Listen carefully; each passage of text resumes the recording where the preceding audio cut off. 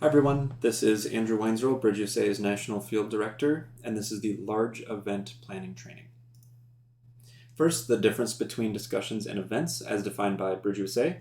Events are generally larger scale programming beyond discussions that involve partnerships, speakers, substantial marketing to bring out an audience generally larger than a discussion, whereas discussions are usually happening at like regular recurring basis to bring out a normal membership of members. A couple of questions that we can ask first as we dive into it here.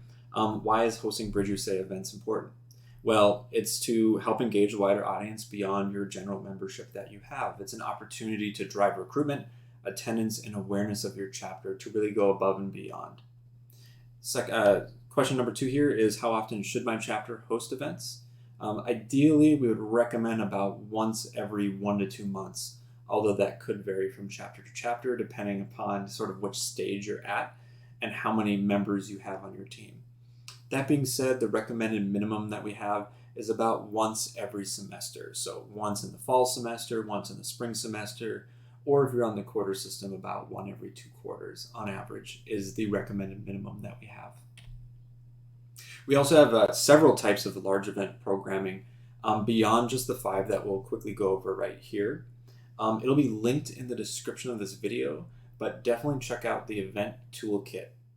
The event toolkit has a lot more than what we're going over, and it also goes very much more in depth than really the time that we have on this call here today. I'll go from left to right here. On the left, political speed dating is a smaller type of event where participants have multiple one-on-one conversations in a really fast-paced setting. And it's a really good opportunity to get people talking at the same time in a lot of different conversations. To the right of that, Spectrum is an activity where participants physically move to different sections in a room based on whether they agree or disagree with a prompt. For example, a prompt could be, I think that immigration in the United States should be restricted. And then if you agree with that statement, you go to one side of the room. If you disagree, you go to the other side of the room, and really anywhere in between. So neutral would be like dead center, for example. It's a really awesome interactive activity. In the middle here, we have speaker event. It's an opportunity to hone in on a specific topic. You can definitely consider having multiple speakers come in a larger audience or auditorium style event. And then on the right-hand side, larger events, we have Bridge the Gap. You might have heard of this. This is where participants have multiple small-scale discussions on various topics and then move from different table to table to engage in a different topic at this large event type. And then a college Democrats and Republicans debate is an opportunity, for example, for Bridge USA to moderate a larger discussion in front of a large audience. Again, make sure to check out the event toolkit for more details on these and more opportunities available to your chapter. We also have a timeline here. Something for like a smaller event, for example, you'd be looking at probably about 3 to 4 weeks or about a month to plan something like that. Whereas on the larger end of things, when it comes to Bridge the Gap, or especially that large-scale debate that maybe your chapter wants to put on, we'd recommend about 2 to 3 months, so make sure to plan accordingly. And to plan accordingly, we would definitely recommend to check out our template task list for planning the events that you are having. On the next slide here, we have a blown-up version wherein you can essentially assign different tasks to different members of your chapter to make sure that you're meeting due dates. For example, if you're having an event in 2 months, maybe about a month from now, you want to identify the speakers.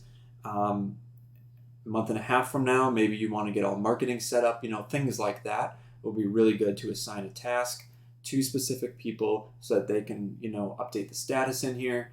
And then, of course, set really smart goals in that manner by assigning a due date to when things are needed to be completed by. Again, this will be also in the description, so make sure to check that out as well. Next is deciding on a type of large event. So with three different goals in mind: recruitment, awareness, and focus on a single topic. You can sort of arrange or kind of sculpt really your priority and then turn it into a specific type of event. For example, a spectrum event could be focused on recruitment, whereas like Bridge the Gap or that large scale debate could be focused on awareness. I'll also point out info session under recruitment as well. So info session is an opportunity for you to have a smaller scale event and use it as an opportunity to draw out more people that can maybe become members of your organization. And we recommend to host one info session at least once a semester, or once a quarter, once every 2 quarters on the quarter system. So that way you can focus on a steady recruitment of new regular members at the kind of the peak times when people are interested in joining organizations on campus. We also have this large event planning checklist. Really quickly here, number 1 is to determine event goals and a type. Why are you doing this? We just went over that. 2 is determine the event date and time.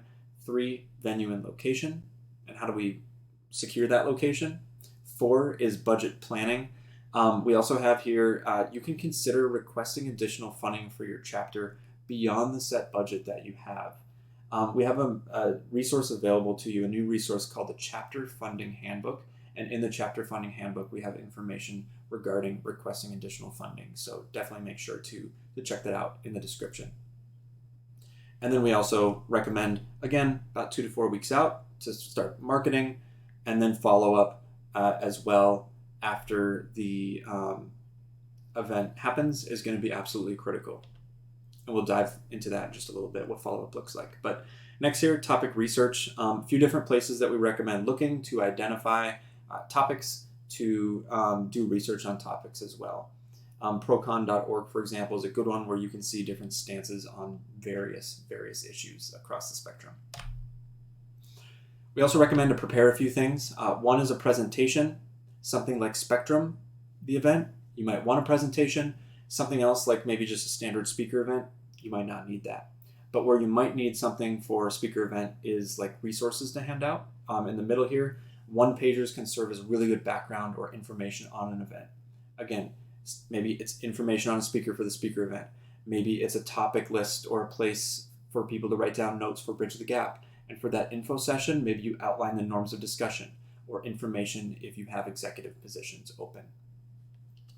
And then finally, going to be really important to prepare a moderator guide for a lot of these events as well, but certainly not all. Like I said earlier, event debrief and follow-up is going to be important. We recommend that you can look into a post-event survey to understand what went well, what didn't go well, in terms of kind of what our members and audience thought. And for that, you can check out the post-gathering survey questions. We have a whole document available to you so that you can extract those and turn it into like a Google form or something that you can administer to attendees. We also recommend you debrief with your team to review successes, challenges, get that stuff written down so that way you can be on that sort of improvement mindset. And then finally, we recommend to follow up with attendees as well. Create action items and use them to drive people to join your chapter. After you hold Bridge the Gap, reach out to people that attended via email, or however, if you collect the emails from them, reach out to them and say, hey, thanks so much for attending. Here's when our next discussion is, or here's our next event, for example.